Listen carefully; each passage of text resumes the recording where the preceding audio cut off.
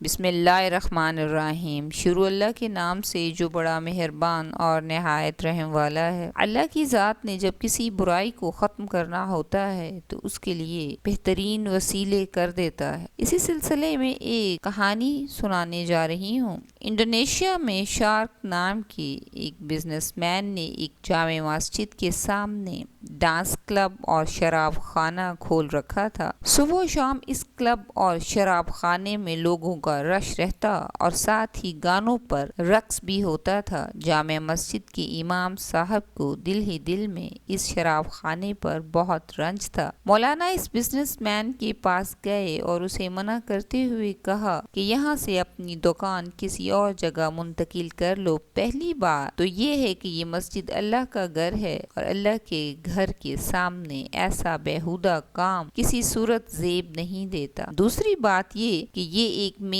بازار ہے، یہاں سے عزت دار اور پردہ دار عورتیں بھی گزرتی ہیں، تم ان سب کو کیا پیغام دے رہے ہو؟ اور تیسری بات یہ کہ تم نمازیوں کی نماز میں خلل ڈالتے ہو۔ تم میوزک بھی اتنی اونچی آواز میں چلاتے ہو کہ جب امام امامت کرواتے ہوئے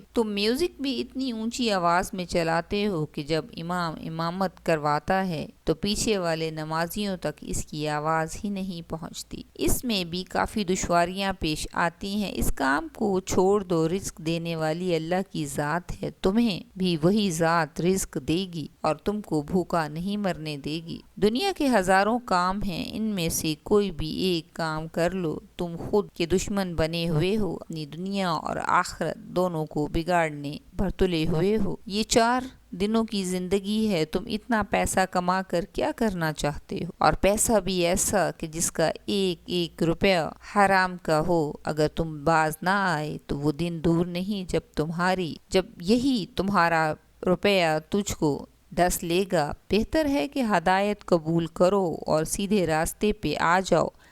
مگر اس بدبخت نے یہ کہتے ہوئے امام صاحب کی بات ماننے سے انکار کر دیا۔ قبر میں ہر کسی نے اپنا جواب خود ہی دینا ہے، تم اپنی تیاری کرو، میری فکر کرنے کی ضرورت نہیں۔ ویسے بھی جب میں قبر میں جاؤں گا میں خود ہی دیکھ لوں گا، میں اس کا مالک ہوں، میں یہاں جو کچھ مرضی ہے وہ کروں، یہ میرے اوپر ہے، اور اگر تم دوبارہ میرے پاس آئے تو میں تمہارے اوپر تیزاب پھینک دوں گا۔ تم ہر دوسرے چوتھے دن میرے پاس آ جاتے ہو کہ کلب بند کر دو۔ مجھے لگتا ہے اس کلب میں تیری بیٹیاں اور تیری بیوی دھندا کرتی ہے، جس کی تجھے اتنی تکلیف ہوتی ہے، تجھ سے دیکھا ہی نہیں جاتا۔ یہ کہہ کر وہ اونچی اونچی آواز میں کہا لگاتا۔ امام صاحب انتہائی ضعیف تھے اور تو کچھ نہیں کر سکتے تھے سوائے برداشت کرنے کے، لیکن خدا تو سب دیکھ رہا تھا۔ امام صاحب بڑے پریشان ہوئے، ان کو بڑی تکلیف ہوئی، لیکن بے بس تھے اور اس آدمی کے خلاف کچھ نہیں کر سکتے تھے، کیونکہ پولیس اور حکومتی سطح پر بھی اس بزنس مین کی رسائی تھی۔ امام صاحب کی آنکھوں میں آنسو آ گئے اور آسمان کی طرف نگاہیں اٹھا کر کہا، اللہ میرے اختیار میں جتنا تھا میں نے کیا، یا اللہ ہر کوئی اپنا مفاد دیکھ رہا ہے، یا اللہ مجھے تجھ سے کوئی شکایت کوئی گلہ نہیں، کیونکہ میں جانتا ہوں دنیا دار لوگوں نے تو نبیوں اور انبیاء کو بھی نہیں بخشا، میں تو ایک ادنا سا بندہ ہوں۔ امام مسجد ہر وقت سوچتا رہتا کہ کس طرح میں اس کلب اور شراب خانے کو یہاں سے ختم کرواؤں۔ بہت زیادہ سوچنے کے بعد وہ اس نتیجے پر پہنچے کہ اب ہر نماز کے بعد اس شہر کی ایک ایک گلی میں ایک ایک گھر میں جا کر لوگوں کو تبلیغ کروں گا۔ جب اس امام صاحب نے یہ مشورہ باقی نمازیوں کے ساتھ کیا،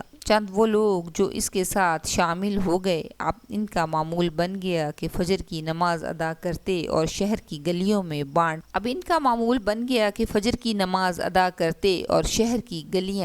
لیتے اور اللہ کا پیغام ہر گلی میں ہر گھر میں پہنچانا شروع کر دیا۔ اللہ تعالیٰ کی طرف لپکو، تم لوگ بے شک 24 گھنٹے کام کرو، جو کرنا ہے کرو، لیکن مسجد میں آ کے نماز پڑھو۔ مختصر یہ کہ 3 سال تک ہر روز اس کی یہی روٹین رہی کہ ہر گلی میں یہ پیغام پہنچاتے رہے اور لوگ اللہ کی طرف رجوع کرتے رہے۔ آخرکار اس امام مسجد کی محنت رنگ لے آئی اور پہلے جتنا رش عید کی نماز میں ہوتا تھا اتنا رش ہر نماز میں رہنے لگا۔ ہر آئے روز نمازیوں کی تعداد بڑھتی گئی، لوگوں میں شعور پیدا ہوتا گیا اور لوگ اللہ تعالیٰ کے راستے پر چلنا شروع ہو گئے۔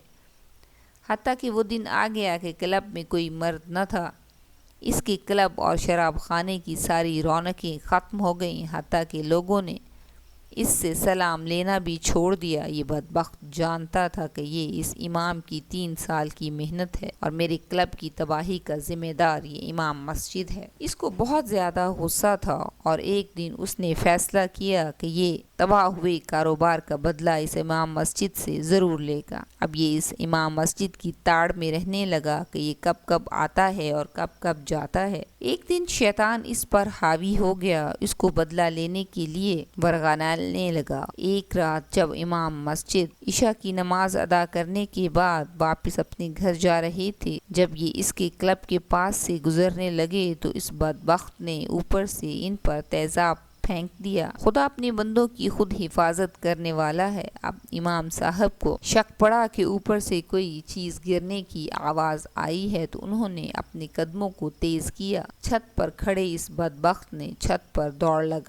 دوڑ لگانے کی کوشش کی کہ کس طرح اس پر تیزاب پھینکا جا سکے۔ خدا کی کرنی ایسی ہوئی کہ یہ امام صاحب پر تیزاب پھینکنے میں اس قدر اندھا ہو گیا کہ چھت سے ہی گر گیا۔ اگر گرا اس جگہ پہ جہاں تیزاب پھینکا تھا تو پھر کیا تھا، سر پھٹ گیا، جسم تیزاب سے جھلس گیا اور بدبخت اپنے انجام کو جا پہنچا۔ پھر اس کا جنازہ بھی اسی امام صاحب نے پڑھایا۔ اس جنازے پر تمام مرد حضرات میں سے بہت سے مولانا صاحب بہت روئے۔ بعد میں اس بدبخت کے نافرمان بیٹوں نے باپ کے مرتے ہی جائیدادیں بانٹنا شروع کر دی، حتیٰ کہ یہ گھر، گاڑیاں، سب کچھ بک گیا۔ ایک دن جب امام صاحب اپنے پچھلے 3 سالہ سفر پر نظر دوڑاتے ہیں تو خود ہی حیران ہونا شروع ہو جاتے ہیں اور ان کی آنکھوں سے آنسوؤں کے موتی ٹپکنے لگتے ہیں۔ ان کے دل میں خیال آتا ہے کہ وہ خدا بڑا غفور الرحیم ہے، کہ اگر اس دن وہ کلب والا مجھے اتنی باتیں نہ سناتا، یا اگر وہ میری بات مان کر یہاں سے کلب کو کسی اور جگہ شفٹ کر لیتا تو اس کا کلب تو چلتے رہنا تھا، لیکن اللہ تعالیٰ نے اس کی جڑ کو ختم کرنا تھا، یعنی کہ وہ لوگ جو اس کلب میں آتے تھے اللہ تعالیٰ نے ان کو ہدایت پر لانا تھا۔ اگر اس دن یہ امام صاحب اتنی باتیں سننے کے باوجود خاموش بیٹھے رہتے کہ مجھے کیا ہے، میں نے اپنا فرض ادا کر دیا، میں نے اسے سمجھانے کی کوشش بھی کی ہے اور آگے سے اس سے لاکھ باتیں بھی سن لی، اب خدا جانے، لیکن انہوں نے ایسا نہیں کیا۔ انہوں نے پہلے زمینی وسائل استعمال کیے اور جب ان کو ٹھوکر کے علاوہ کچھ نہ ملا تو یہ رب کے آگے سجدہ ریز ہوئے اور ان سے مدد مانگی، تو اللہ تعالیٰ نے ان کی مدد کی اور انہیں تبلیغ کے راستے پر لگا دیا۔ جہاں بھی کوئی برائی، کوئی غلط کام ہوتا دیکھیں تو اپنا حصہ ضرور ڈالیں، اپنی پوری کوشش کیجیے کہ یہ برائی جس سے انسانوں کو فائدے کی بجائے نقصان ہے ختم ہو جائے۔ آپ کا کام ہے پہلا جملہ، پہلا پتھر اٹھائیں اور اللہ تعالیٰ آپ کی مدد ضرور کرتے ہیں، اور اپنا حصہ اس نیکی میں ضرور ڈالیں۔ برائی کو دیکھ کر اندیکھا مت کریں، ورنہ اس کا بھی حساب لیا جائے گا۔ اللہ تعالیٰ ہمیں برائی کے خلاف آواز اٹھانے کی توفیق دے، آمین۔